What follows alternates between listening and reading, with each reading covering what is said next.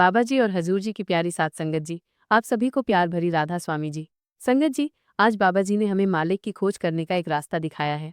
ये साखी सुनने से पहले संगत जी, अगर आप हमारे राधा स्वामी शब्द चैनल पर नए हैं तो हमारे चैनल को सब्सक्राइब करें और कमेंट में राधा स्वामी जरूर लिखें। संगत जी, बाबा जी एक दिन अपने सेवादार और स्वास्थ्य आचार्य के साथ एक गांव से गुजर रहे थे। अचानक एक आदमी आया और उसने बाबा जी से पूछा कि बाबा जी क्या मालिक हैं। बाबा जी ने पूछा, तुम्हें क्या लगता है? तो उस व्यक्ति ने उत्तर दिया कि मुझे तो लगता है कि मालिक है, पर आपका क्या ख्याल है? तो बाबा जी मुस्कुराए और कहने लगे कि बिल्कुल गलत लगता है तुम्हें। इस अस्तित्व में मालिक जैसी कोई चीज है ही नहीं। वो आदमी हाथ जोड़कर राधा स्वामी कहकर चला गया। कुछ दूर चलने के बाद एक दूसरा आदमी आया। उसने बाबा जी से पूछा कि बाबा जी, मैं कई दिनों से परेशान हूँ। मुझे लगता है कि मालिक की बातें सभी बकवास हैं। तो बाबा जी हंसे और बड़े प्रेम से कहा, तुम्हें बिल्कुल गलत लगता है। इस अस्तित्व में सिर्फ मालिक ही है और कुछ नहीं। जरा देखो तो, आंख बंद तो करो, खोजो तो, भजन सिमरन करो। इस उत्तर को सुनकर उनके सेवादार और स्वास्थ्य आचार्य सोच में पड़ गए कि एक ही सवाल और दो उत्तर। अब शाम हो गई थी। बाबा जी विश्राम के लिए रुक गए। तभी एक आदमी घबराया हुआ आया और बाबा जी के पास आकर जोर से कहा कि बाबा जी क्या मालिक है कि नहीं, मैं परेशान हूँ, मैं खोज रहा हूँ, मार्गदर्शन करें। तीसरे आदमी के सवाल पर बाबा जी चुप रहे, कुछ नहीं बोले। उन्होंने मौन होकर अपनी आंखें बंद कर लीं।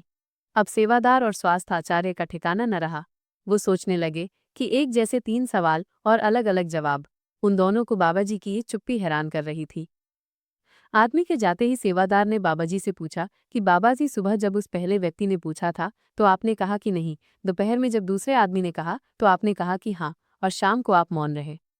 मालिक को लेकर तीन आदमी एक ही तरह के सवाल लेकर आए, लेकिन मैं हैरान हूँ कि आपने तीनों को अलग अलग जवाब दिए।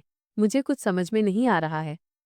तो बाबाजी मुस्कुराए और कहने लगे कि बेटा, जो पहला व्यक्ति आया था उसने मान लिया था कि मालिक है, तो मैं उसकी मान्यता को मिटा देना चाहता था कि वो खोजना शुरू करे। मालिक है ये मानकर बैठ न जाए, वह सत्य तक पहुंचे और उसका अनुभव करे। और दूसरे व्यक्ति ने भी मान लिया था कि मालिक की बातें कोरी बकवास हैं। मैंने उसकी धारणा को भी मिटा दिया ताकि वो भी खोजे कि मालिक है कि नहीं। और तीसरा आदमी अभी संशय में था, वो खोज रहा था, इसीलिए मैं मौन रह गया। यहाँ पर मौन रह जाना ही उचित था।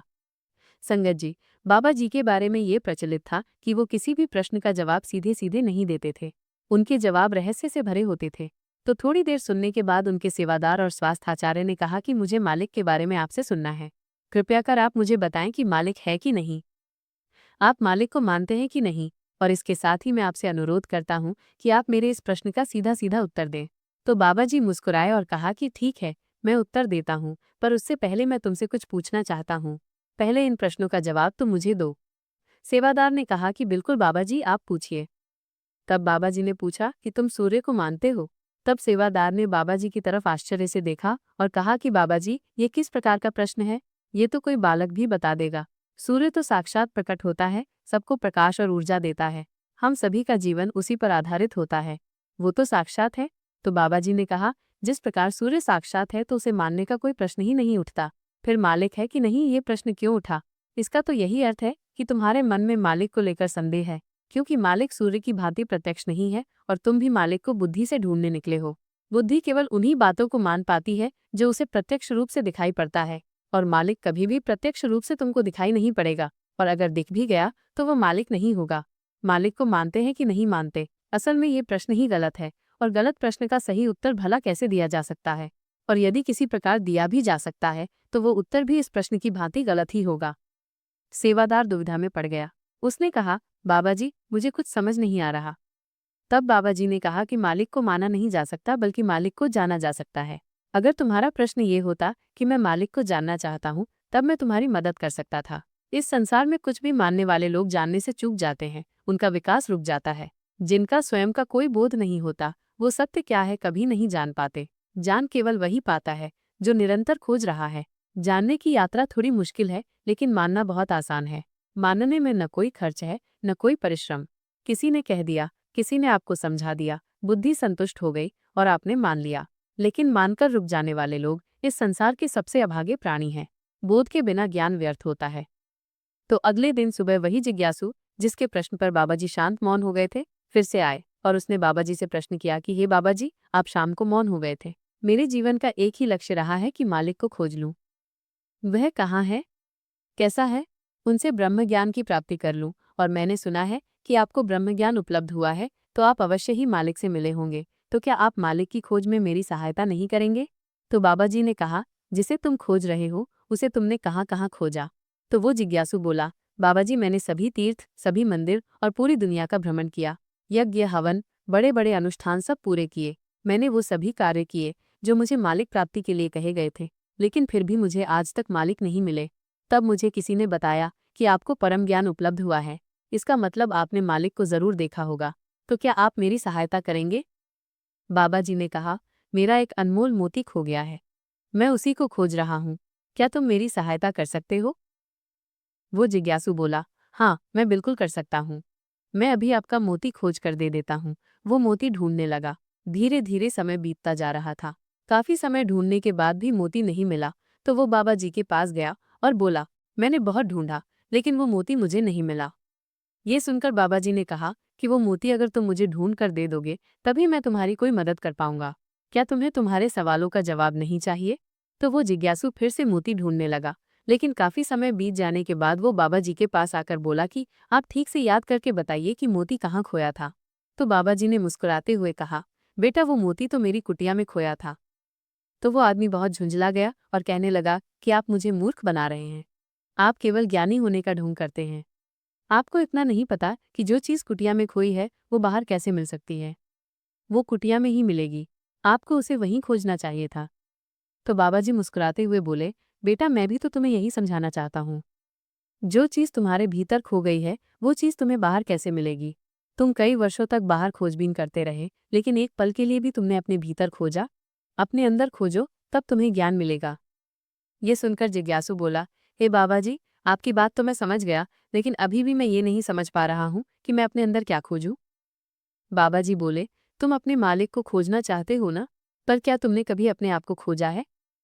जिज्ञासु बोला, बाबा जी मैं अपने आप को जानता हूँ, मैं अपना नाम, पद, काम, परिवार, जब से मैंने जन्म लिया है तब से ये सभी चीजें जानता हूँ, मैं कुछ भी नहीं भूला हूँ, तो फिर मुझे और क्या जानने की जरूरत है?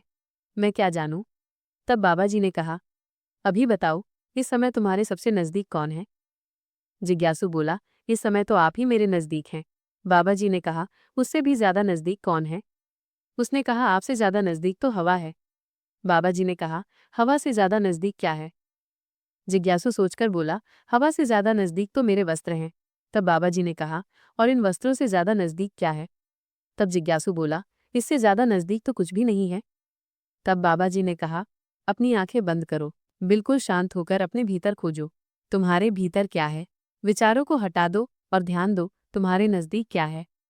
थोड़े समय बाद बाबा जी उससे पूछते हैं, तुम्हारे सबसे नजदीक क्या है? जिज्ञासु बोला, पहले ऐसे लगा मेरी सांसें मेरे सबसे ज्यादा नजदीक हैं, लेकिन धीरे धीरे मेरी सांसें मुझसे दूर होती चली गईं।